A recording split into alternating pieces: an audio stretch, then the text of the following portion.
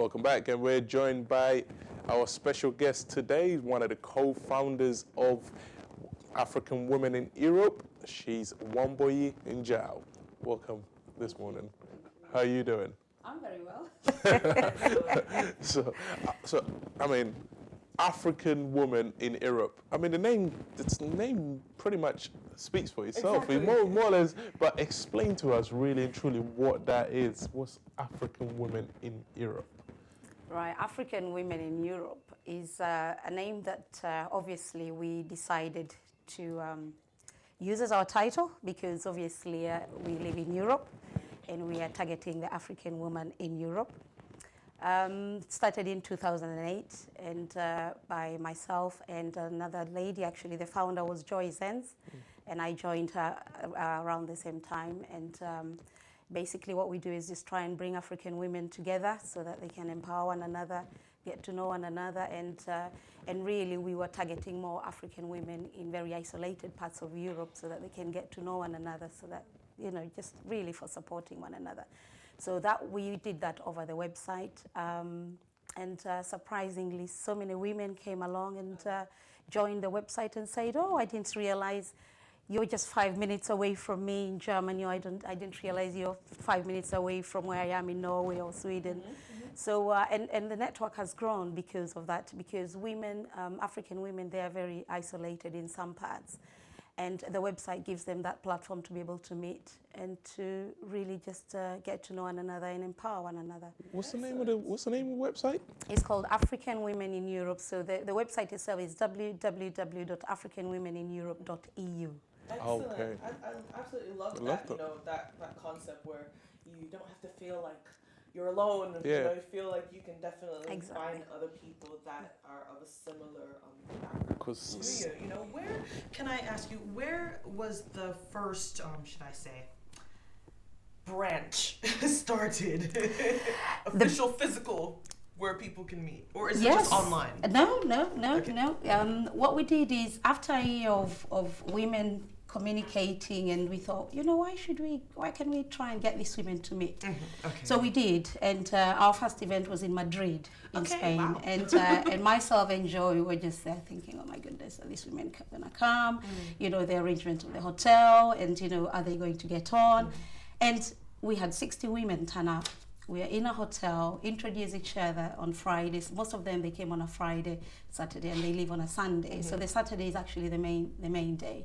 So yes, women introduce themselves, exchange numbers. We went touring together. Excellent. For anyone, we would pick, you know, anyone who has anything to talk about, you know, from what we've been discussing on the website. So we'll discuss that.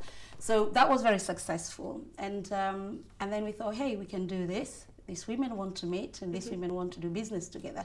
We did another one in Paris, and that was in 2010. So in Paris, again, we had African fashion designers stand up. And that was, again, the numbers doubled. And then we thought, okay, I think we are going to make this official. So every year we do it. So we did in Paris, and then we went to Rome.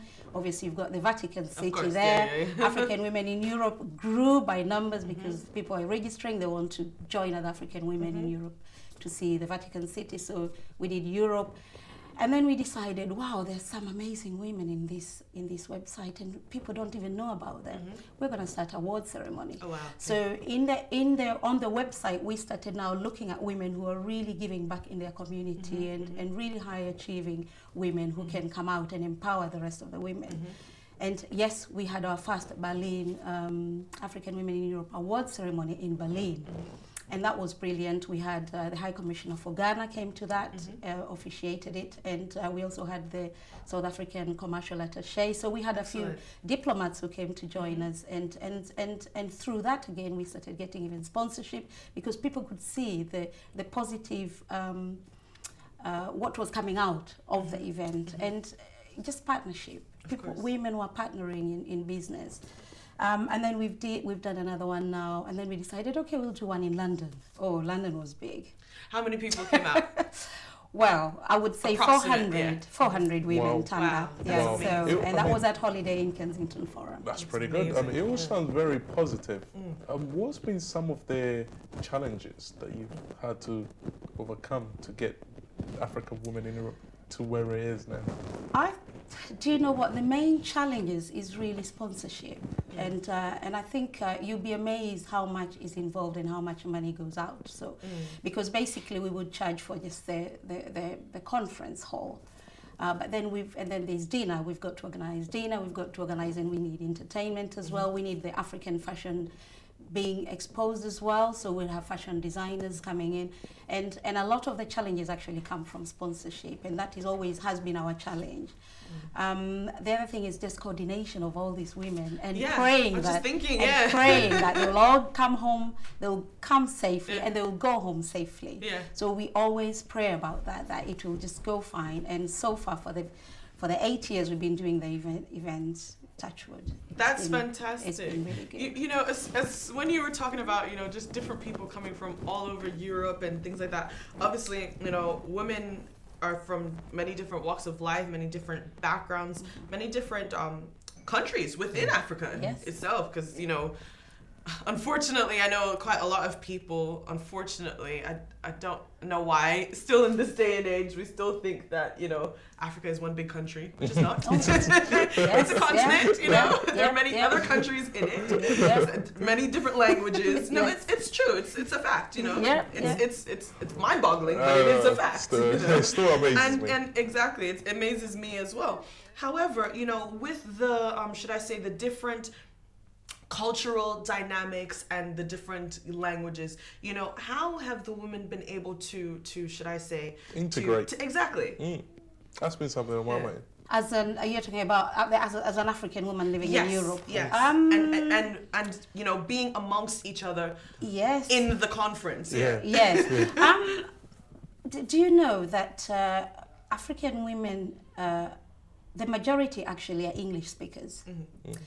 And we do have the German speakers as well, and we would have interpreters for that. And that is actually one of the things we'll be organizing for Germany, because it's a conference, so we are going to have interpreters. So we have limitation obviously for the Swedish, for the Norwegians. So, but I think we just pick up on the most common language, and then we just go with that. In terms of integration, I think African women, it doesn't matter where you are, you will integrate with other African women. It's just very natural. All right. And you also, because you really want to get to know other African women, somehow that becomes just a very natural thing. And they integrate, and it's amazing what they get out from each other, from one another. And especially you're talking about, you know, the Cameroonians, the Zimbabweans, you've got the Kenyans, the Nigerians, and, you know, as far as, you know, we've got South Africa. So there's a strong sense of togetherness. And as our motto is together we are strong. And I think that in itself brings these women together, because they have one common aim of working together and supporting one another. Sisterhood is really It's a very strong sisterhood. And by the way, the objectives and aims of the organization is to empower an African woman in Europe, to support upcoming and existing entrepreneurs, because there are so many there, to positively reflect the image of an African woman. And I tell you, you go to some parts of Europe as an African woman, you're not seen as a positive image. You know, you're the sex symbols of these worlds, and so there's a lot of that. And I think this organization is giving other women and actually the rest of the world that African women are achievers, they're high achievers. And speaking of that, really we've got an event coming up on the 18th of June, talking about networking workshops and inspiring African women. Tell us a little bit more about this event and what. Yes, we've got this. So this is our 8th event. The last one we had was in Geneva last year, and it was superb. We had it in Geneva. People came from Friday till Sunday, and it was leadership and honoring women's rights. And yes, we have speakers from all over, because they are trying to tackle all the issues related to women, honoring women's rights, domestic violence. We actually doing the same this year, but this one will be leadership and integration for change. So we need to start changing. We need to start looking at what issues are happening in the world as for African women, and they're not getting their rights heard. So how can we work together to make that happen? It's not a political platform in any way, good. but I think if women start working together with petitions, with singing in one voice, if it's bringing back our girls, we're singing the same thing, then somebody will listen. Of course. So integration for change is very much trying to bring women together so that we can talk about these issues. Excellent. Now, as we start to round up, people that are watching and that are looking forward to this conference, how can they get tickets and how can they find out more information about the organization, the social media handles, things like that, please? Yes, we have we've got workshop facilitators, which I need to mention. Musvara Betty Makoni is one of the Girl Child Global Network. We've got Very Tata, who is the founder of the Association for Positive Africa, and better known for her tireless effort to promote integration of African migrants in Germany. We've got Jennifer Obaseki, who we know lives in UK, human rights expert and entrepreneur. And we've also got our own founder, who is also going to talk about why African women in Europe exist. And we've got Samia Youth, Phoebe Ruguru, we've got under 20, there's 3 of them. They're diasporan youth. How do they fit in the African upbringing living in Europe? So we've got those workshops, but all this is happening. This is happening on the 18th of June, Maritime Hotel Dusseldorf, and the website is www.africanwomenineurope.eu. We're going to leave some posters behind, and we've got the website. We've got also a Facebook page, African Women in Europe Facebook page. People can go into it. You can contact me through the website or via Facebook, Wambui Njau. You'll find me on Facebook. Got posters all over there. Instagram. And the tickets are £75 for the ticket, and that covers your conference, which is like from 2 o'clock, and then it covers dinner, dance, and we've got the entertainment as well. Excellent. Well, thank you so much for joining us this morning. It's been really quick, short but quick, but very informative, and we definitely will definitely encourage viewers that are in Dusseldorf in Germany to attend the African Women in Europe conference on the 18th of June. So thank you so much for your time this morning. Thank you very much. Thank you. You're very welcome. Thank you so much. So we are going to go for a quick break, but after the break we have more interesting and exciting things to talk about with you, our viewers at home. Of course, we still have Caribbean news, and we have a segment that of course we love, and well, I love, definitely, called Voice of the People. So we're going to take a quick break, but after the break we will be taking more of your phone calls. So don't get anywhere. It's still the Ben Breakfast Show.